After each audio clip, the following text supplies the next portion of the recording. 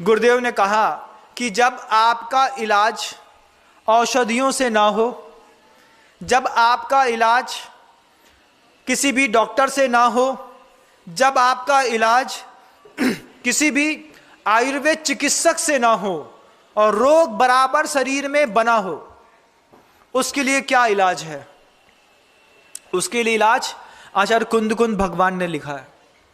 निरौषधि भी उपयोग में आती हैं बनियो, किसी भी प्रकार की औषधि खाने में नहीं देंगे, किसी भी प्रकार का लेप बाहर लगाने में भी नहीं देंगे, 1 रुपए का खर्चा नहीं है और आपको बीमारी से मुक्त कर दें। ऐसा कोई साधन भी है महाराज? हाँ, ऐसा साधन भी है।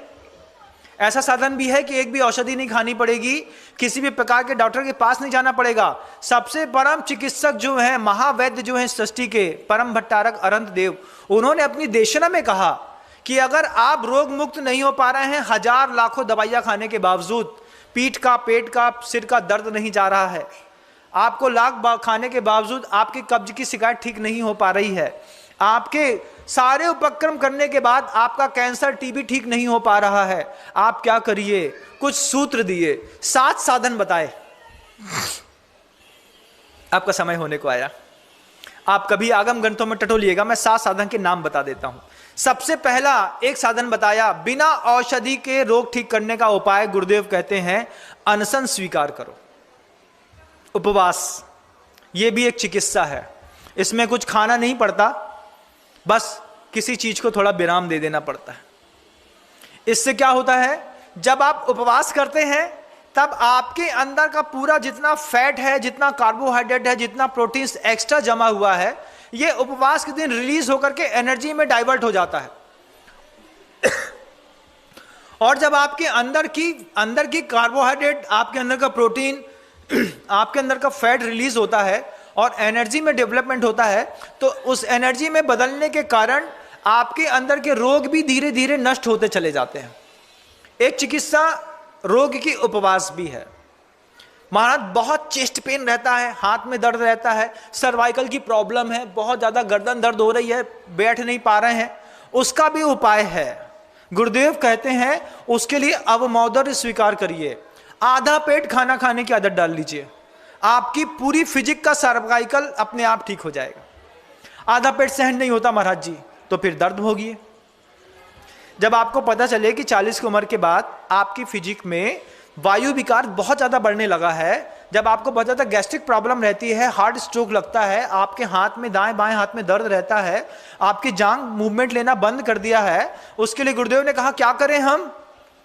पेट से आधा भोजन, आधा पानी पीजिए, आधा भोजन कीजिए, दुगना पानी पीव, तीजो श्रम चौथी हंसी, वर्ष 125 जीव। भोजन आधा पेट कर दीजिए, लेकिन हम ठूस ठूस के कहां तक, यहां तक भर जाए, अभी थोड़ा जगह है एक रसगुल्ला खाने की और दे दो, खा लिया। अब क्या है, अब जैसे ही वो अंतिम रसगुल्ला पेट के अंदर जाता है, पेट के अंदर का पूरा कंटेंट चुपचाप बाहर आ जाता है। ओवर ईटिंग से भारत में जितने लोग मरते हैं, इतने लोग कुपोषण से नहीं मरते। गुरुदेव कहते हैं अगर आपको बिना औषधि की चिकित्सा स्वीकार करनी है तो आप अनशन ले लीजिए, आप अवमोदर ले लीजिए, उसके बाद भी अगर रोग ठीक ना हो तो आपका दिमाग खराब है, उसके लिए प्रायश्चित करिए।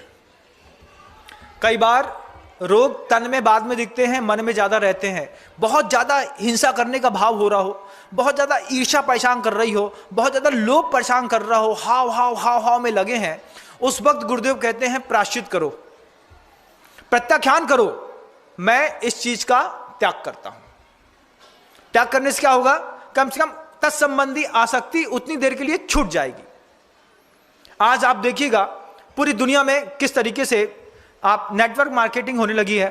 अमेजॉन से और दुनिया भर की चीज से, फ्लिपकार्ट से आप लोग सामान खरीदते हैं कि नहीं? खरीदते हैं महाराज जी। छोटा सा संकल्प कर लो पूरे परिवार को, घर को सुख करने के लिए। क्या छोटा सा संकल्प है? मैं प्रत्याख्यान करता हूं। किस बात का? इस बात का कि मेरे घर से 1 किलोमीटर के डाइस एरिया में जो चीज उपलब्ध होगी, मैं उसको कभी भी फ्लिपकार्ट और अमेजॉन के माध्यम से नहीं खरीदूंगा। एक छोटा सा प्रत्याख्यान। आपको पता है ये छोटा सा प्रत्याख्यान आपके साथ साथ सामने वाले परिवार के अंदर भी सुख और शांति लाएगा। बगल में एक रबड़ बैंड बिकती है, आप अपने घर से बाहर निकलना पसंद नहीं करते, आपने वहीं बैठे बैठे अमेजोन में ऑर्डर दे दिया। आप अगर ये प्रत्याख्यान कर लें कि हम अपने डाइस एरिया में जहां भी रहते हैं 1 किलोमीटर तक जो भी चीज दुकान में उपलब्ध है उसको हम ई ऑर्डर से के माध्यम से नहीं बुलवाएंगे। इससे कई व्यापारी बच जाएंगे, कई लोगों का घर बच जाएगा और आपकी मानसिकता स्वस्थ हो जाएगी। और थोड़ा घर से बाहर निकलोगे, धूप लगेगी तो थोड़ी त्वचा के विकार भी खत्म हो जाएंगे। बंधुओं, बहुत सारी चीजें मिलती हैं, बस सोच समझ की बात है।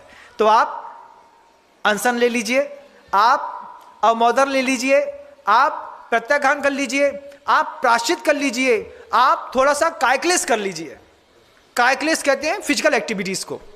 अब 24 घंटे एसी के नीचे बैठा हुआ व्यक्ति, फिजिक तो खराब होगी, थोड़ा सा फिजिकल वर्क कर लें, ऊपर नीचे आगे पीछे।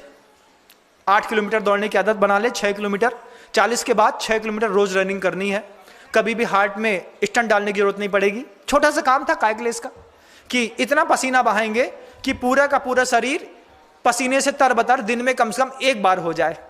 लेकिन पसीना आते ही साथ उसमें बैड स्मेल आती है, क्योंकि बैड खाते हैं तो स्मेल भी बैड आती है। वो सहन नहीं होती तो डीओ लगा लेते हैं। कई लोग तो ऐसे हैं कि नहाते ही नहीं है, अभी ठंडी आ रही है, अब 4-5 दिन में नहा लेंगे, हो जाता है।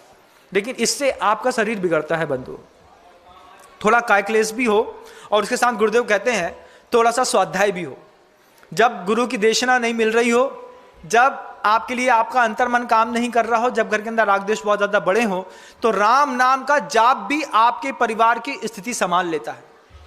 सामूहिक मंत्र जाप का नियम ले लो कि हम स्वाध्याय नहीं कर पाएंगे, कोई बात नहीं, हम घर के प्रत्येक सदस्य बैठ करके कमरे के अंदर सबका बैठना 7 बजे 8 बजे अनिवार्य है। और बड़े बाबा के नाम की 3 माला का नियम ले लो। ओम ह्रीम श्रीम क्लीम एम बड़े बाबा अरहम नमः। इस नाम की जाप की माला का नियम ले लो। क्या करना है? मुश्किल से 12 मिनट लगने हैं 3 माला फेरने का, लेकिन एकता को ताकत मिल जाएगी। पूरा परिवार एक समय पर एक स्थान पर एकत्रित हो जाएगा। हमारे घर का नियम है कि हमारे परिवार में प्रत्येक सदस्य जब तक 3 बड़े बाबा के जाप नहीं दे देता है, माला नहीं फेर लेता है, तब तक हम लोग कोई नहीं सोते हैं। रात में 10 बजे संयोजना बनाओ, लेकिन घर के अंदर इस बात की संयोजना बनाओ कि हम अपने परिवार में नियम लेते हैं, जब तक 3 माला हम अपने परिवार में सामूहिक रूप से नहीं फेर लेंगे तब तक हम नहीं सोएंगे। और उसमें भी बड़े का कर्तव्य है इंतजार करें। किस बात का? कि अभी वो छोटा बच्चा नहीं आया है, उसको और आ जाने दो, वो बबलू को और बुला लो, उसके नाती को और बुला लो, पंथी को और बुला लो। सब बैठ करके जो जाप दे सकता है जाप दे, जो जाप नहीं दे सकता है वो जाप सुने। माँ पैरालाइज्ड है, उठ नहीं पाती है, तो माँ के कमरे में जाप देंगे सब मिल करके। देखो घर की एकता कितनी अच्छी बनती है। लेकिन समय नहीं है महाराज, आप अपने लिए समय निकालिएगा। कुछ और शब्द बाकी रह गए हैं। स्वाध्याय जरूरी है, थोड़ा भी पढ़ेंगे आप, रामायण पढ़िए, महाभारत पढ़िए, उससे आपको कुछ ना कुछ सीखने को मिलेगा। और इन सब से आप जब ठीक ना हो पाए तब जिनेंद्र भगवान की प्रतिमा के समक्ष जाकर के बैठ करके आप ध्यान लगाने की कोशिश करिए। अपने अंतर्मन से पूछिए कि मेरी चेतना को कष्ट क्या कोई वस्तु दे रही है कि मेरी मन स्थिति दे रही है। जवाब आपको जिनेंद्र भगवान के ठीक सामने मिल जाएगा। आप अपना जवाब खोजिए।